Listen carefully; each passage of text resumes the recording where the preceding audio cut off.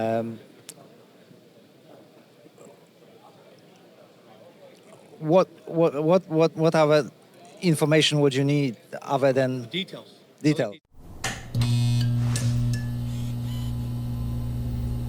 I'm Pawel Achtel, ACS, came here all the way from Australia, and I'm here to present our camera 9x7. This is a digital cinema camera.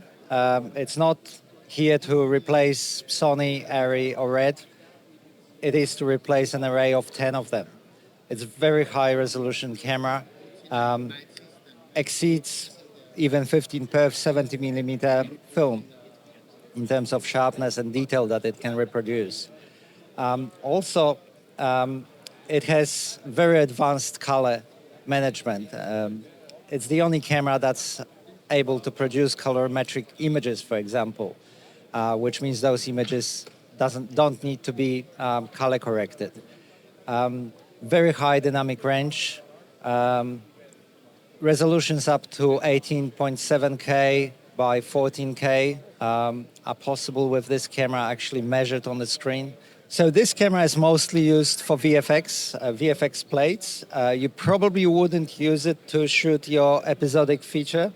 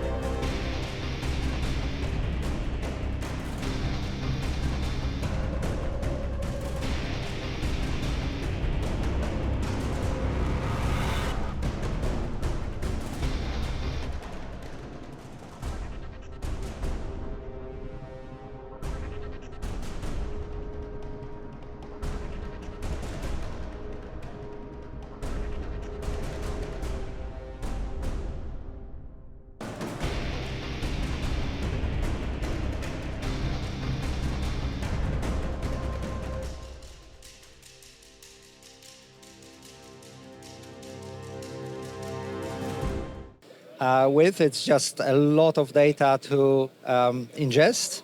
The camera can record up to 11 gigabytes per second, which is an order of a magnitude more than typical cameras would record.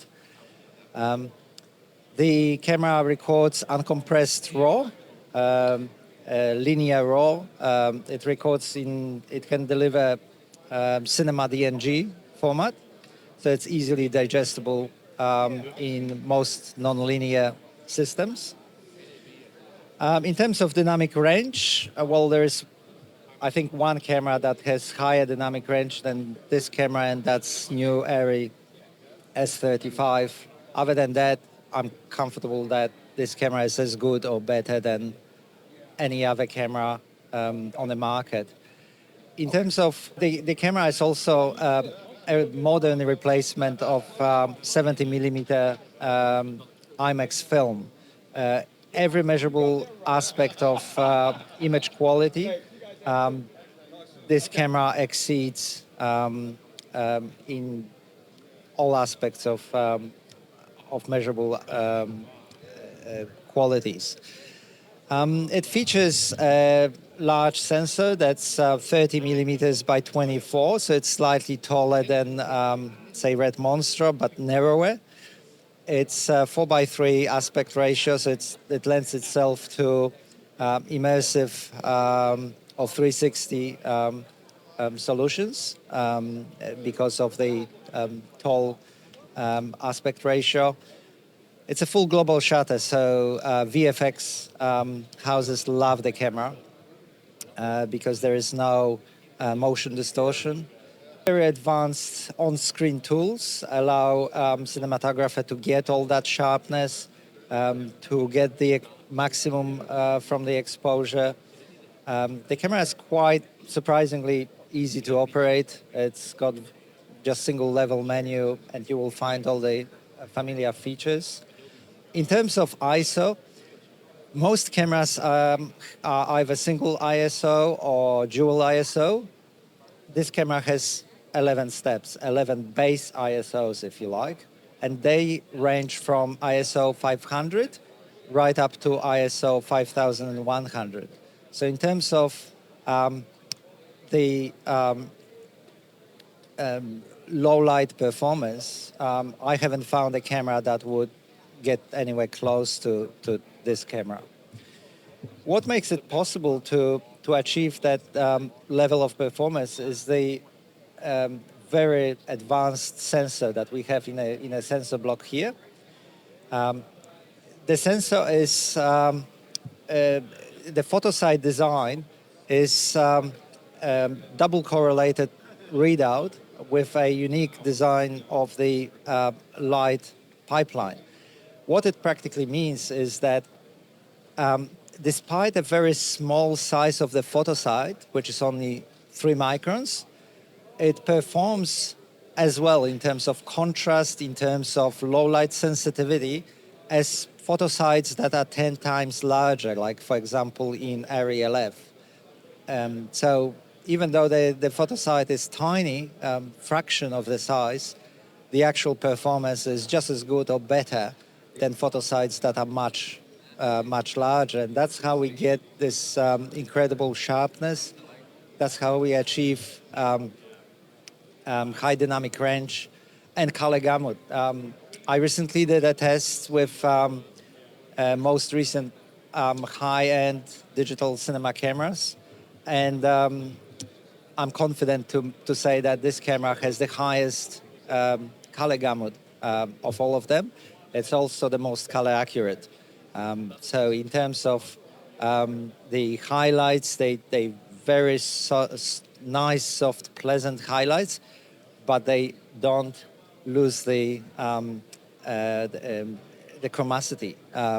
The gamut is not clipped in the highlights. I mean, clipping highlights might be good for representing like skin tones, for example. The skin tones look pleasant, but the saturating highlights have adverse effects on we can't get bright colors in that are saturated, which is a problem in pretty much all of the modern high-end cameras.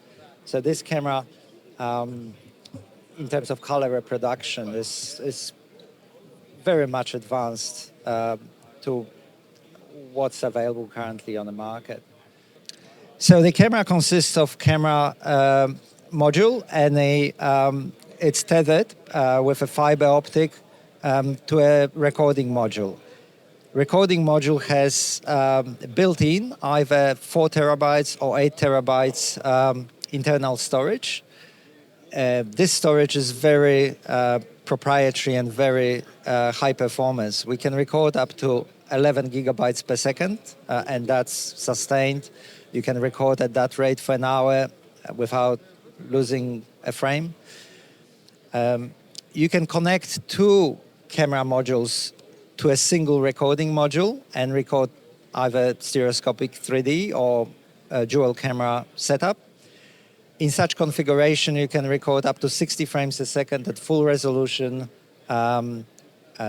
all gen-locked, both synchronized to a single recording module. It's powered, it's 12 volts. It's the recording module has quite high power draw. It's about 120 watts. The camera module is low powered. It's about 20 watts power consumption, and they can be powered together or separately. The camera module can be taken apart about 100 meters away. That's facilitated with the thin and flexible fiber optic. You talked about the bounce. What lenses can you use? So not many lenses go as far in terms of sharpness as the camera. We can use selected Sigma lenses, so the 28, the 40, 65, 85, and my favorite lens 135 that I use for tests. Signature primes from Arri are our preferred lenses because of the sharpness. So the lenses need to catch up to the camera. Yes, pretty That's much. cool. Yes, that's pretty much the case. Our workhorse lens is the Entania 220 LF, and the reason is because it's a fisheye lens that is often used for VFX. So we capturing 180 degrees to reframe and to for VFX plates to superimpose to work in higher resolutions. Did you talk about what software you can use to edit? Oh yeah, any editing software is compatible. So obviously DaVinci Resolve is, and we work with software vendors to make sure that everything works smoothly. It only captures in RAW. It's 16-bit linear RAW, uncompressed. We also have a pathway to directly export EXR for VFX plates. Those can be either 9K by 7K or 18.6K by 14K. So those are quite large files. So the camera is available for purchase from us.